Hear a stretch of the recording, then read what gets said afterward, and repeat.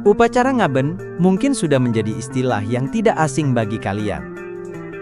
Banyak masyarakat yang tidak berasal dari Pulau Bali, tetapi mengetahui keberadaan upacara ngaben, karena terbilang unik dan tidak lumrah ditemukan di berbagai daerah di Indonesia.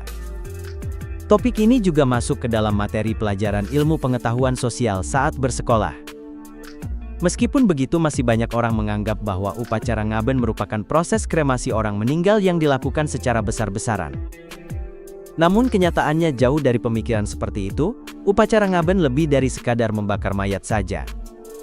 Pada dasarnya upacara ngaben merupakan ritual yang dipercaya oleh masyarakat Pulau Dewata untuk mengembalikan roh orang yang sudah meninggal kembali ke alam asalnya dengan lebih cepat dibandingkan dengan penguburan biasa lewat tanah. Berdasarkan etimologi, kata ngaben sendiri konon berasal dari kata ngabu, yang bisa diartikan sebagai menjadi abu. Hal ini tentunya sesuai dengan prinsip dasar upacara ngaben, di mana mayat seseorang akan dibakar sampai tidak tersisa apapun dari badannya, dan akan menjadi abu. Masyarakat Pulau Bali yang mayoritas merupakan umat Hindu, punya kepercayaan bahwa terdapat 5 komponen untuk membentuk badan manusia. 5 komponen ini disebut juga dengan istilah Panca Mahabhuta, atau dalam istilah modern lebih dikenal dengan sebutan elemen klasik. Kelima komponen Panca Mahabhuta ini adalah Pertiwi atau zat padat, Apa atau zat cair, Teja atau zat panas, Bayu atau angin, dan Akasa atau ruang hampa. Kelima komponen tersebut, jika menjadi satu, akan membentuk tubuh manusia, yang nantinya akan diisi oleh sebuah roh, atau disebut dengan istilah Atma, dalam kepercayaan Hindu. Ketika seseorang meninggal, Atma yang dimiliki seseorang masih akan tersimpan di dalam tubuh seseorang. Upacara ngaben ini diadakan oleh masyarakat dengan tujuan untuk membebaskan Atma yang belum bisa keluar dari tubuh mereka, agar bisa kembali ke Yang Maha Kuasa.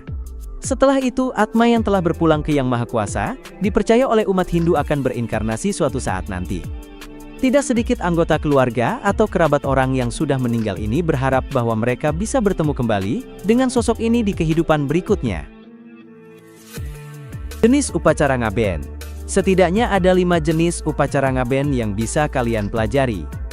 Pada sesi singkat ini, kita akan membahas apa saja 5 upacara ngaben yang biasa dilakukan oleh masyarakat Pulau Dewata, serta kapan mereka akan melaksanakan upacara jenis ini. Yang pertama, ngaben sawawedana. Istilah upacara ngaben yang pertama mungkin menjadi istilah paling umum dibandingkan dengan istilah lainnya. Ini dikarenakan ngaben sawawedana merupakan jenis upacara ngaben, di mana seseorang yang nantinya akan dikremasi masih memiliki tubuh fisik.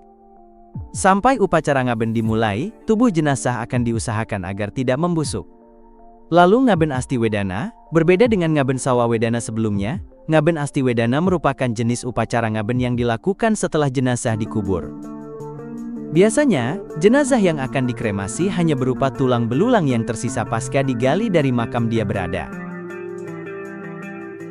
Kemudian swastam. Swasta artinya upacara ngaben, yang dilakukan tanpa adanya jenazah untuk dikremasi.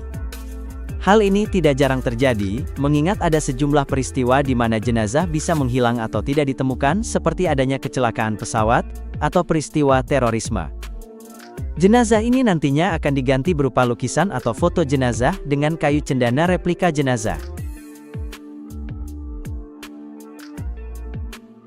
Lalu ngelungah merupakan jenis upacara ngaben pertama, yang didasarkan oleh kategori usia seseorang. Pada ngelungah, upacara ngaben berarti diadakan untuk anak-anak yang belum tanggal gigi atau berganti gigi susu. Dengan ini bisa disimpulkan bahwa jenazah anak yang akan dikremasi, biasanya berkisar usia 5 hingga 6 tahun. Dan yang kelima yaitu warok kruron. Jenis upacara ngaben terakhir, yang akan kita bahas adalah warok kruron.